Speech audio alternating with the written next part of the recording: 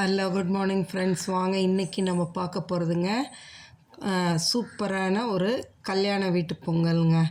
எப்படி சூப்பராக ஒரு பொங்கல் செய்கிறோன்னு சொல்லி பாருங்கள். இந்த மாதிரி ஒரு தடவை நீங்களும் செஞ்சு பாருங்கள். பச்சரிசி வச்சுட்டு எப்படி செய்யலாம்னு பார்க்கலாம் வாங்க. இதை பாருங்கள், முந்திரி பருப்பு ஒரு 10 உடச்சி எடுத்து வச்சுட்டேங்க. 1 ஸ்பூன் ஜீரகம், 1/2 ஸ்பூன் மிளகு எடுத்து வச்சுருக்கேன். கருவேப்பிலை, ஒரு துண்டு இஞ்சி. இந்த இஞ்சியை துருவிக்கணும், அப்புறம் துருவி காமிக்கலாங்க. இது வந்துட்டு ஒரு 1/2 டம்ளர் வெள்ளை ரவா, 1 டம்ளர் பச்சரிசி, 1 டம்ளர் பாசிப்பருப்புங்க. இந்த அளவில் போட்டு செஞ்சிங்கன்னா அவ்வளோ சூப்பராக இருக்குங்க இந்த பொங்கல். இதுக்கு தேவையான நெய்யும் எண்ணெயும் நான் அப்புறம் எடுத்து உங்களுக்கு செய்யும்போதே காமிச்சிட்றேன், சரிங்களா? நெய்யும் மட்டும் இந்த பொருளை வச்சு சரிக்கு சரி அரிசியும் ரவை பாசிப்பருப்பும் சரிக்கு சரி இருக்கணுங்க.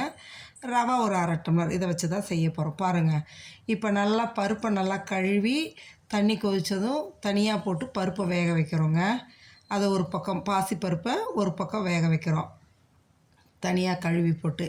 இந்த பக்கம் அந்த அரிசியை கழுவி தண்ணி கொதித்ததும் அரிசியை போட்டு அது ஒரு பக்கம் வேக வைக்கிறோம். இப்படி தனித்தனியாக வேக வச்சு செய்கிறது தான் நான் காமிக்கிறேன். இதுதான் கல்யாண வீட்டில் இந்த மெத்தடில் தான் செய்கிறாங்க. அவ்வளோ டேஸ்டியாக நல்லா இருக்குங்க. அதே போல் நானும் இன்றைக்கி உங்களுக்கு செஞ்சு காமிக்கலான்னு தான் நான் இன்றைக்கி செய்கிறேங்க. பாருங்கள், இப்போ இந்த இஞ்சியும் நல்லா துருவி எடுத்து வச்சாச்சுங்க. துருவினா தான் சாப்பாட்டில் நம்ம வாயில் கடிபடாதுங்க. அதனால் துருவி எடுத்து வச்சுக்கிட்டேன். இப்போ பாருங்கள், நல்லா சாதமும் அரிசி நல்லா வெந்துருச்சுங்க. பருப்பும் பாருங்கள், பருப்போடதே தெரியாத அளவு நல்லா அதுவும் வந்துருச்சுங்க. இப்போ இந்த அரிசியும் பருப்பும் நல்லா வெந்ததும் குழையே வெந்துடணும். எடுத்து நம்ம பார்க்கும்போது பார்த்திங்கன்னா அவ்வளோ நைஸாக இருக்குங்க. அந்த அரிசியோடதோ பருப்போடதோ தெரியவே தெரியாது. அந்த அளவு நல்லா நம்மளுக்கு வந்துடுங்க. பாருங்களேன், எடுத்து பார்த்தோம்னா அந்த அளவு நல்லா இதாக இருக்கும், சரிங்களா? இப்போ இந்த அரிசி பச்சரிசி வெந்ததில் பாருங்கள், பருப்பும் நல்லா வெந்துருச்சு இல்லைங்களா? பூ போல் நல்லா மலர்ந்து வந்துருச்சு. இந்த பருப்பை எடுத்து இப்போ அந்த பச்சரிசி வேகிறதோட கொட்டிடணுங்க. அதோடு சேர்த்து கிளறுங்க நல்லா. இந்த மாதிரி போட்டு செஞ்சோம்னா அதோடய டேஸ்ட்டே தனியாக இருக்குங்க. நீங்கள் அப்படியே நம்ம குக்கரில் வச்சு 5 விசில் விட்டு எடுத்துடுறதோ அதுவும் டேஸ்ட் இருக்கும். இந்த மெத்தடில் செஞ்சிங்கன்னா அவ்வளோ சூப்பராக இருக்கும். வாயில் வச்சிங்கன்னா அப்படியே அல்வா மாரி வழுவழுன்னு இதாக இருக்குங்க சாப்பிட்றதுக்கு. இப்போ இந்த அளவு இந்த அரிசியும் பருப்பு கலந்தது. ரவை 1/2 டம்ளர் வச்சுருந்தோம் பாருங்கள், அதை அப்படியே தூவி தான் கிளறணுங்க.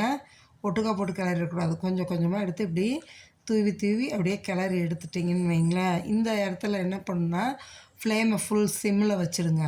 ஃபுல்லாக வைக்கக்கூடாது. சிம்மில் வச்சுக்கிட்டு இந்த ரவையை அப்படியே 1/2 டம்ளர் ரவையை கொஞ்சம் கொஞ்சமாக அப்படியே போட்டு கிளறி எடுத்துருங்க. பாருங்கள், இந்த ரவை கிளற உங்களுக்கு அப்படியே தளன்னு இருந்தது இல்லைங்களா தண்ணியாக கொஞ்சம். இப்போ எப்படி வந்துச்சு பாருங்கள் இந்த கன்சிஸ்டன்சி. இதே கன்சிஸ்டன்சியில் தான் இருக்கும் பொங்கல் கடைசி வரைக்கும். உங்களுக்கு கெட்டியாக வராதுங்க, கெட்டி ஆகாது. இப்போ இந்த பக்கம் இதுக்கு ஒரு தாளிப்பு கொடுத்துர்லாங்க, சரிங்களா? அந்த குக்கரில் நான் பருப்பு சாம்பாருக்கு வேக வச்சதை எடுத்து வச்சுட்டு அப்படியே பாருங்களேன், ஒரு தாளிப்புக்கு எண்ணெய் தான் ஊற்றிருக்கேங்க, நெய் கிடையாது. சமையலுக்கு யூஸ் பண்ணுற எண்ணெய் தான் ஊற்றிருக்கேங்க. ஃபஸ்ட்டு மிளகை போட்டுடுங்க. மிளகை போட்டு நல்லா மிளகு பொரிஞ்சு வரட்டுங்க.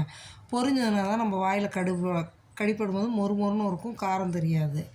ஜீரகத்தையும் போட்டு கருவேப்பிலை, அந்த முந்திரி பருப்பு, இஞ்சி, துருவன இஞ்சி எல்லாத்தையும் போட்டு நல்லா வறுத்தெடுங்க.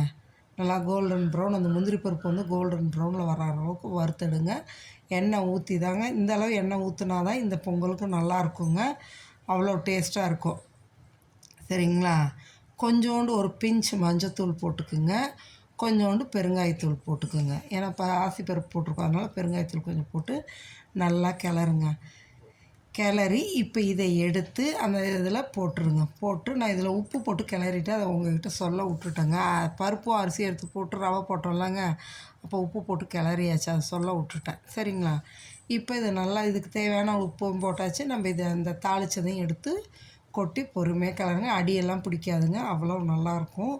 வழுவழுன்னு சூப்பரான இந்த பொங்கலை நீங்களும் செஞ்சு சாப்பிட்டு பாருங்கள். எப்படி இருக்குன்னு எனக்கு கமெண்ட் செக்ஷனில் சொல்லுங்கள். என்னடா நெய்யே போடலன்னு நினைப்பீங்க. இப்போ தாளித்து கொட்டினதும் நல்லா கிளறி விடுங்க. கிளறி விட்டுட்டு தளன்னு இருக்குல்ல இந்த பொங்கல், அது நீங்கள் எவ்வளோ நேரம் ஆனாலும் இந்த அளவுக்கு சாஃப்டாக நல்லா தான் இருக்கும். இந்த கல் மாதிரி கெட்டியாக ஆகிடும்னு நினைக்காதீங்க, அந்த மாதிரி வராது. இது இப்படியே இருக்கும், நல்லாயிருக்கும். அதுக்காக தான் இந்த மாதிரி செய்கிறது. இதுக்கப்புறமா நம்ம என்ன பண்ணலான்னா, நெய் போட்டுடலாங்க. அதிகமாக வேண்டியதில்லை, ஓரளவு நம்மளுக்கு வேணுங்கிற அளவு போட்டுக்கலாம். அது நம்மளோட ஆப்ஷனுங்க. நிறையா வேணும்னா நிறையா நெய் போட்டுக்கலாம், கொஞ்சமாக வேணும்னா கொஞ்சமாக போட்டுக்கலாம். நான் இன்றைக்கி ஒரு 3 ஸ்பூன் அளவு தாங்க நெய் போட போகிறேன். அப்படியே எடுத்து நிறையா எடுத்து ஒரு 3 ஸ்பூன் போட்டுக்கலாங்க. போட்டு கிளறிட்டிங்கன்னா மணக்க மணக்க சூப்பரான ஒரு மிளகு பொங்கல், கல்யாண வீட்டு மிளகு பொங்கல் ரெடி ஆயிடுச்சுங்க. இதுக்கு சைட் டிஷ்ஷாக நான் வந்துட்டு ஒரு கேரட்டு 4 பீன்ஸை போட்டு ஒரு சாம்பார் கொஞ்சமாக வச்சுட்டு கொஞ்சோண்டு தேங்காய் சட்னியும் வச்சுருக்கேங்க. இந்த தேங்காய் சட்னி சாம்பார் வச்சு சாப்பிட்றதுக்கு அவ்வளோ சூப்பராக இருக்கும் இந்த பொங்கல். நீங்களும் செஞ்சு சாப்பிட்டு பார்த்துட்டு கமெண்ட் செக்ஷனில் எப்படி இருக்குன்னு எனக்கு சொல்லுங்கள். உங்களோட ஃப்ரெண்ட்ஸ் அண்ட் ரிலேட்டிவ்ஸ்க்கும் இதையே ஷேர் பண்ணி விடுங்க, சரிங்களா? இந்த எப்பொழுதும் நம்ம செய்கிறதுல இந்த ஸ்டைலில் ஒரு தடவை செஞ்சு பார்க்கலாம், சரிங்களா? மறக்காமல் சப்ஸ்கிரைப் பண்ணுங்கள், லைக் பண்ணுங்கள், ஷேர் பண்ணுங்கள்.